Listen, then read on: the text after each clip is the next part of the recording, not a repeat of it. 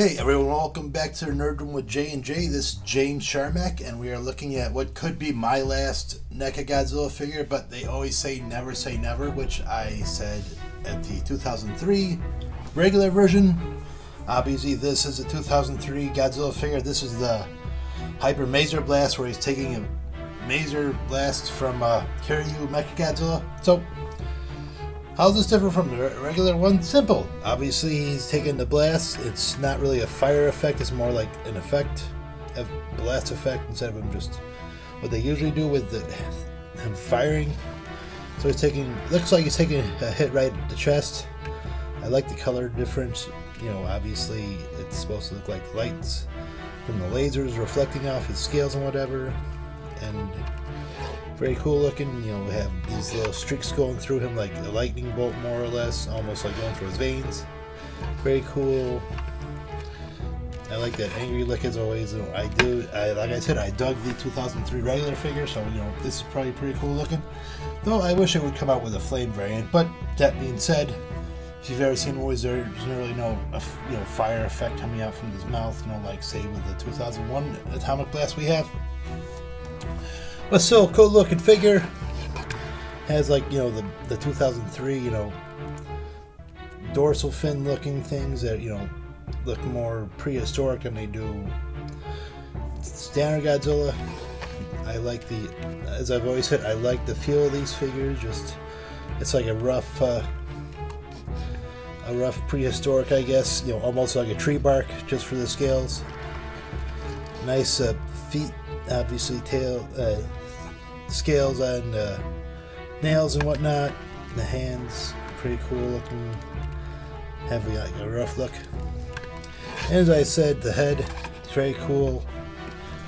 You know, I like that angry look in his eye. I think this is might be a little bit better than the other one, I think.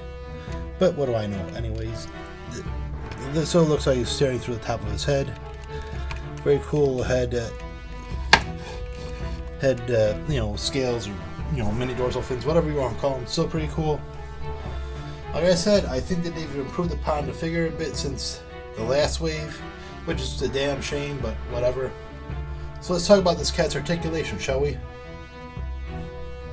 So if you've even had the NECA figures, you know this is a drill, but you know, I love posing these. They're pretty articulated, which I love, you know, for their price point. Anyways, let's talk about the head. Obviously, as the jaw that opens up, his head can turn directions, can go up that far, can go down that far. He can move a little bit, just the shoulder blades of this one are getting in the way, so got that going on. Can move forward that far, go back that far, don't want to overdo it. I'll talk about why in a later video. His arms, he can go that way and that way. He's got a bend at the elbow, and you can turn the elbow itself. Hand has rotation, and you know, it can open up and close like a fist. And as I said, dorsal, the hip rotation, diaphragm rotation. Slays. This one's a little tough, but you know, get the drill. They can go up that far, go back that far, can separate a little bit, go close a little bit. It has rotation and knee bending, so you can get some real, you know, attack type of poses, as well as the angle pivoting back and forth. And let's talk about the tail. The last two Godzillas, this one in 1989, fantastic tail articulation, nice tail length to them. So let's talk 1, 2, 3, 4, 5, 6, 7, 8 articulation points of the tail, so we can move it all around, put up, down, whatever. Get a lot more posing out of the tail, so that's awesome. So yeah, pretty cool figure.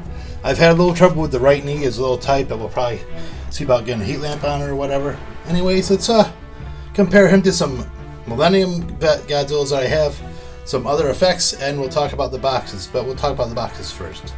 Okay guys, so let's take a look at the box, compare it with the traditional regular 2003 version, and obviously there is a color difference. You know, it's, you know, more in tune with the figure color itself. the Mazar color, whatever. Side, same picture. The back, obviously, the Mazar Hyper Blast figure, obviously, and the regular figure. And the top has, you know, the Mazar Blast type thing going on. Regular, what is that? The inside, so this is before I took the figure out. You got the figure right there, and you have the other figure right there. So there you go. In case you're looking for that one or that one, here you go.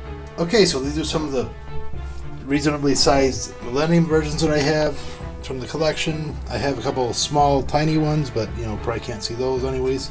So first off, we'll go with the one I bought first way back in the early 2000s. This is the original Bandai one. At least it's about maybe 8-9 inches tall. Probably got for like $40 at a comic book store. It's an import. Obviously, this is before, you know, the merchandise started to hit, so I paid $40 for it. Pretty cool. This is the Bandai America version.